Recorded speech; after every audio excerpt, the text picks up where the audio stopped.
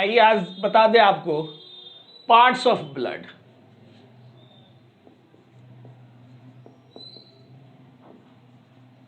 Parts of human blood. तो मानव का रक्त एक तरल संयोजी ऊतक है, एक फ्लूइड कनेक्टिव टिश्यू है। इसमें दो पार्ट्स पाए गए, एक लिक्विड पार्ट है,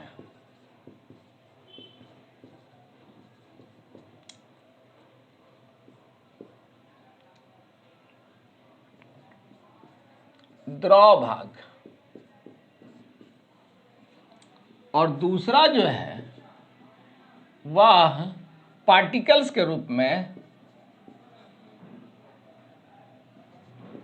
कॉर्पसल्स भाग है।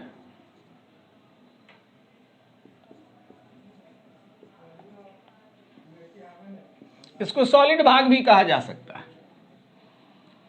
तो जो लिक्विड पार्ट होता है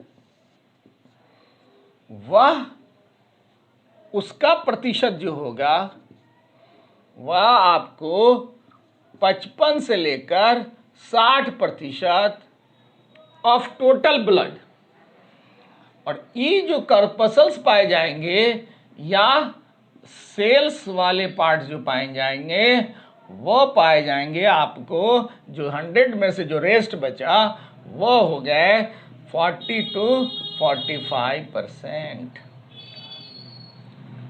किसका? तो पूरे ब्लड का, जो हमारे पास में 5 लीटर से 6 लीटर जो ब्लड है उस ब्लड का इतना यह भाग पाया गया। अब एक बात आप ध्यान रखिएगा, ये जो लिक्विड पार्ट है, क्योंकि हमने शुरू में ही आपको बता दिया था कि ब्लड एक प्रकार का घोल है, और कोई भी घोल होता है उसमें दो बात आती है, एक घोलक और दूसरा घुल्य। अंग्रेजी में जा सा देखिए, सोल्यूट, सॉल्यूशन के दो भाग हो गए, एक सॉल्वेंट और दूसरा सॉल्यूट। गुल का मतलब हुआ जो घुल जाए, और घोलक का मतलब जो घोला ले। तो ब्लड में सॉल्वेंट का काम जो किया वो ये किया, इसका नाम है प्लाज्मा। अब प्रश्न ये उठता है कि हमारे रक्त में प्लाज्मा कितना प्रतिशत?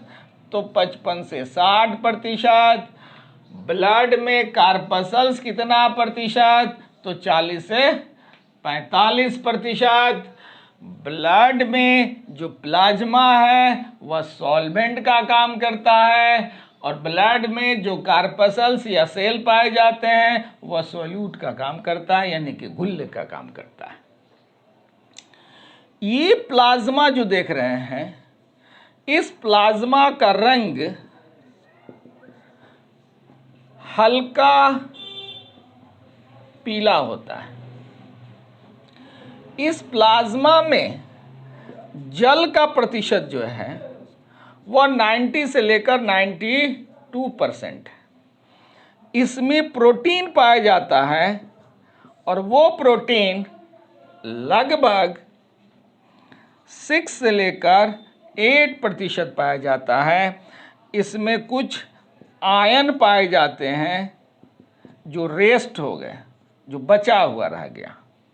मान लिया कि 12, 6, 18 हो गए, तो इस तरह से ये 98 यानी कि 2% के आसपास हो गया। अगर हम लोग देखें तो ये रेस्ट जो बच गया वो आयन प्लस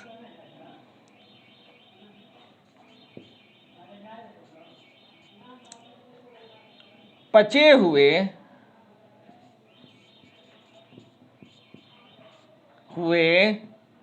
भोज्य पदार्थ,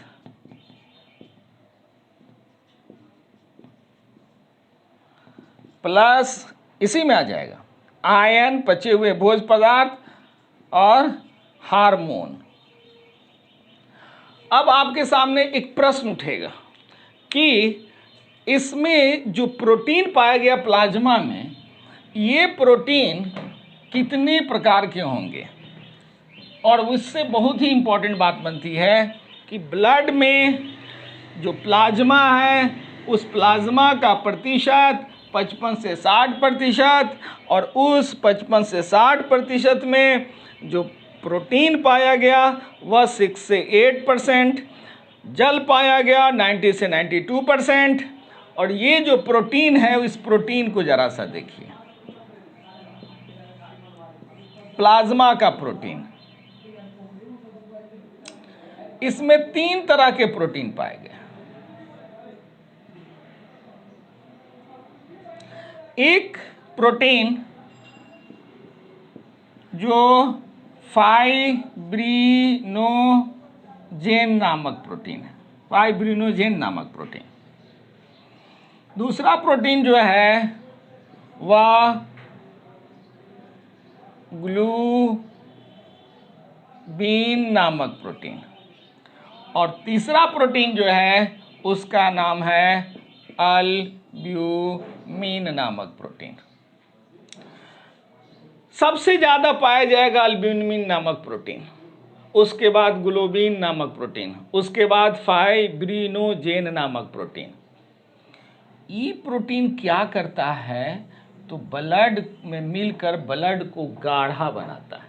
अगर ये गाढ़ा बनेगा ब्लड, तो फ़ायदा क्या होगा कि जब यह ब्लड कैपिलरी ट्यूब में जब फ्लो करेगा तो यहाँ से ब्लड के कुछ अंश बाहर निकलते हैं जो सेल्स में जाते हैं, कोशिकाओं में जाते हैं। ये फ्लूइड निकलता है, ये फ्लूइड निकल रहा है।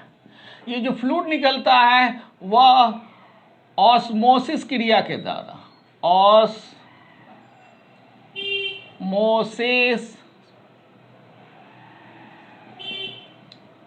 क्रिया के द्वारा होता है। ये ऑस्मोसिस क्रिया, जिसको हिंदी में परासरण कहते हैं, इस परासरण क्रिया को मेंटेन करता है यही अल्ब्यूमिन। अगर इसकी मात्रा घट जाएगी, ऑस्मोसिस क्रिया ज़्यादा होगा, हमारे शरीर से, हमारे ब्लड से जल का ज़्यादा से ज़्यादा ऑस्मोसिस हो जाएगा। नतीजा ये निकलेगा कि टिश्यू में जल का जमा हो जाएगा और ब्लड में जल की मात्रा घट जाएगी। तो इसको मेंटेन करने के लिए ये अल्ब्यूमिन चाहिए। ये ग्लोबिन नामक ये प्रोटीन क्या करता है, तो यही प्रोटीन एंटीजन का निर्माण करता है और यही एंटीजन एंटीबॉडी बनाता है।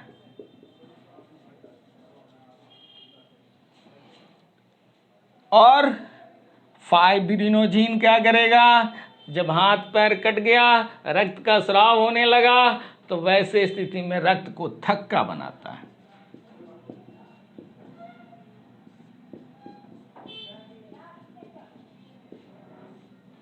तो ब्लड क्लॉटिंग में इसका काम, एंटीबॉडी निर्माण में इसका काम, और इसका काम है ऑस्मोटिक प्रेशर को मेंटेन करना।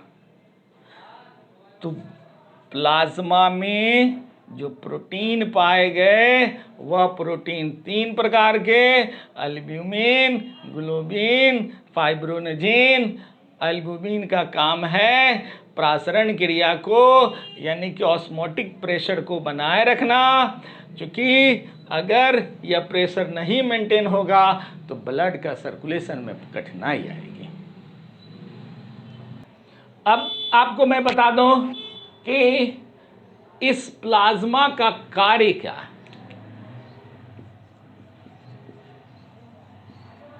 प्लाज्मा का कार्य, सबसे पहला कार्य जो हम लोग के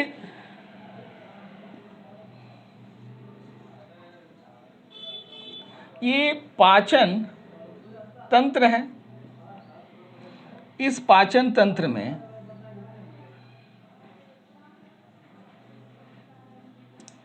भोजन का जो पाचन हो गया, इस पाचन तंत्र में जो भोजन का पाचन हो गया, वो पचा हुआ भोजन रक्त में जाकर घुल जाता है। ये हमारा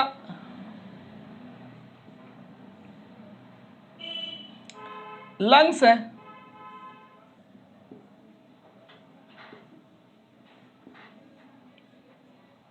ये लंग्स ऑक्सीजन को लिया,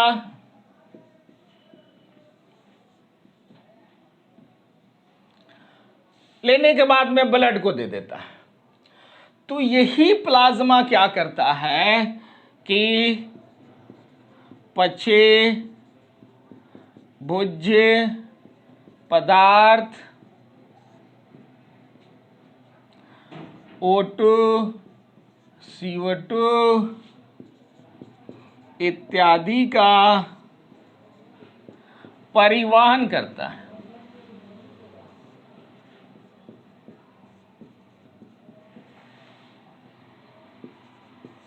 दूसरा काम, हमारे जो ग्लैंड्स हैं, कौन gland? Endocrinal gland. Endocrinal gland, अंतःस्रावी ग्रंथि, जो हार्मोन का स्राव किया, इस हार्मोन का परिवहन यही प्लाज्मा करता है।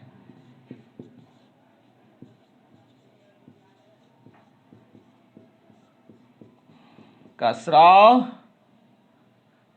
नहीं, परिवहन, हार्मोन का परिवहन करता है। और लीवर, जो यहां पर देखा गया, ये लीवर कुछ टॉक्सिक पदार्थ निकालता है, कुछ विषैला पदार्थ निकालता है। तो वैसे विषाक्त पदार्थ, वैसे विषैला पदार्थ, वैसे बेकार पदार्थों का यह परिवहन करके क्या करता है कि किडनी को दे देता है।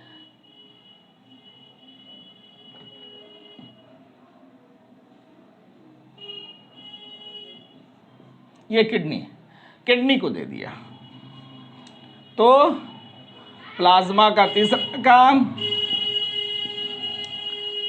विषाक्त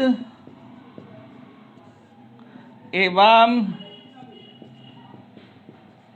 बेकार पदार्थों के निष्कासन में सहायक। मुख्य रूप से इतना काम जो है वो हमारे प्लाज्मा का। एक बार और समझ लीजिए, पचे हुए भोज्य पदार्थ, भोजन जो पच गया, ये जो भोज्य पदार्थ जो पच गया है, वो तीन चीज मुख्य रूप से आपको मिलेंगे। एक हो गया ग्लूकोज, दूसरा हो गया एमिनो एसिड, और तीसरा हो गया फैटी एसिड। इन सबों का यही पचे हुए भोज्य पदार्थ कहलाते हैं। कार्बोहाइड्रेट पचा हुआ भोज्य पदार्थ नहीं है, वह भोज्य पदार्थ हो सकता है लेकिन पचा हुआ भोज्य पदार्थ नहीं कहलाएगा। एमिनो एसिड यह पचा हुआ भोज्य पदार्थ कहलाएगा, लेकिन प्रोटीन भोज्य पदार्थ कहलाएगा। फैटी एसिड पचा हुआ भोज्य पदार्थ कहलाएगा, लेकिन फैट भोज्य पदार्थ कहलाएगा। तो जो पचे हुए भोज्य पदार्थ हैं उसी का यह परिवहन करता है। इसके अतिरिक्त हमारे शरीर में जितने भी विटामिन्स मिनरल्स हैं, विटामिन्स तो डायरेक्ट डिजल्व हो गए, मिनरल्स आयन में टूट गए, तो मिनरल्स और आयनों का भी परिवहन यही करता है, प्लाज्मा ही करता है। इसलिए नेचर ने प्लाज्मा को 55 से 60% रखा। इसकी अहमियत है। अब आपको हमने बताया है कि अगर प्लाज्मा में जो प्रोटीन पाए गए, यदि प्लाज्मा से प्रोटीन निकाल दिया जाए। कौन प्रोटीन? जो हमने आपको 3 प्रोटीन बताया है, अगर उसको निकाल दिया जाए तो शेष बचे भाग को ब्लड सीरम कहते हैं, और इसी ब्लड सीरम का उपयोग पैथोलॉजी वाले ब्लड जांच करने में करते हैं। इसलिए प्रोटीन निकाल दिया जाता है कि ताकि ब्लड क्लॉट नहीं करे। ब्लड क्लॉट कर जाएगा, थक्का बन जाएगा, तो उसका परीक्षण करने में कठिनाई होगी। तो ये आपकी प्लाज्मा की बात हो गई। अब हम आपको बताएंगे कार्पसल्स।